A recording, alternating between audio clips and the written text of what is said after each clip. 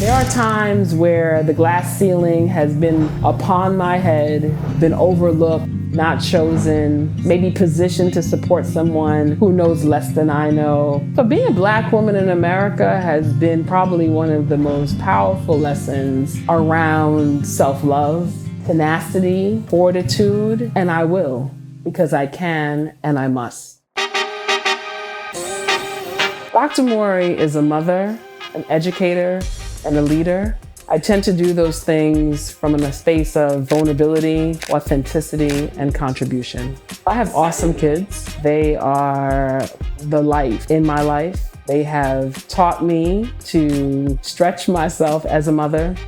I think all too often children are actually born to teach their parents, even though we are positioned to be their parent. My children have taught me to soften up, to lean in, to hug more, and to just be at peace with who I am. As a mother, yes, I'm gonna go above and beyond for my children. As a mother, I'm gonna inconvenience myself. And there'll be times I remember talking to my mom, like, Mommy, you need to do X, Y, and Z. And she's like, no, I'm good. But she was making sure that I was well. So losing my mom, becoming a mom, definitely new understanding around compassion, empathy, and what love gets to look like. The de Govia Group is my LLC. It's an organization that is committed to making sure that leaders become the mavericks of their own lives. But as a coach, I'm really a life strategist. I would be honest and say I'm not for everyone, as I can be brutally honest, but my honesty is to help you see the reality of what you've created so far in life. My job as a coach is to help you see your highest possibilities.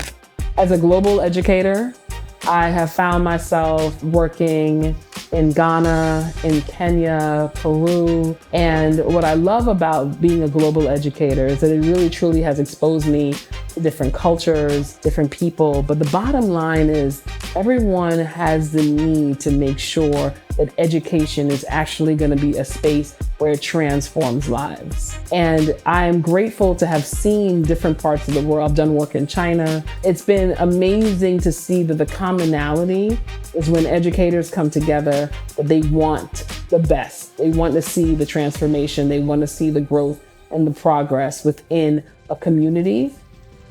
What inspired me to pursue speaking is a suppressed dream. It's always been there. I got my first leadership award in 5th grade.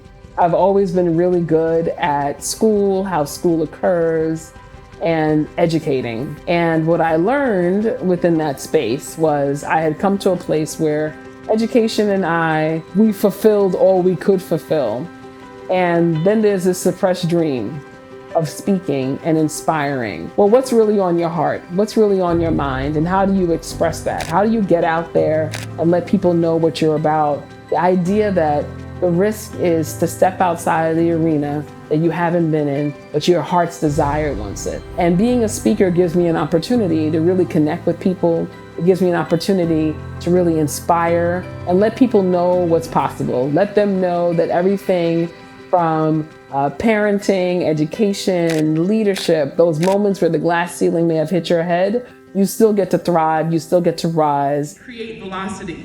So I continue to grow and develop as a lifelong learner. I have mentors, I have coaches. Currently, I'm being coached by Les Brown, who is like the greatest of all times when it comes to motivational speaking. Proximity is power. And what I do is I find myself in the room with the researchers. I read a lot, right? I listen to the folks who are confronting the things that I'm talking about, and also check in with what are they saying in terms of the research, what are they saying in terms of what works, and then testing it out. Great Rising, it's the Maverick Maven, Dr. Mauri de Govia with a gentle reminder. My latest series is Gentle Reminders. And Gentle Reminders, you can find them on Instagram and YouTube. And basically what it is simply that, a gentle reminder. We all get to be reminded of how great we are. We all get to be reminded about who we get to be in this world if we choose to be. They're about 1minute and 30-second clips that basically speak from everything from perseverance to honoring your truth, to being authentic, to finding love, to being abundant, and really pushing forward throughout the day. I really believe that where you start is not necessarily who you are and who you have to be for the entirety of your life. I look at my beginning. While I had an awesome mother, I had a father who was not present in my life. And his lack of presence in my life initially was very hurtful. Like, I don't know what it's like to hear my daddy say my name. And I would say it was well into my life till I even accepted that this was an issue or a possible thing. And once apology came into place, and that was me apologizing to me for what I was thinking about, and me forgiving me for what I was thinking about because my father had passed on. It opened a door for family members who I had not met or known my entire life to enter. And what I learned from forgiving my father was that family is available. Keep going. Obstacle shows up, keep going. Barricade shows up, keep going. The bridge falls, keep going. The rug gets pulled from underneath you, keep going. I think the importance of having that thing that you're after. I think sometimes we can be big. It's great to be big and have that vision, but know, what are you actually chasing? What are you actually going for? And what does that look like if you were to have it and to feel it, right? It's one thing to write it down. It's one thing to say, okay, I'm setting this vision out there, but to feel it, to know that it would feel like this type of good. It would feel like this type of great. If I were to achieve and accomplish this said thing, is really an important emotional work that I go through with my clients to make sure that they understand and know that it's already in them. My name is Mauri de Govia, affectionately known as Dr. Mauri.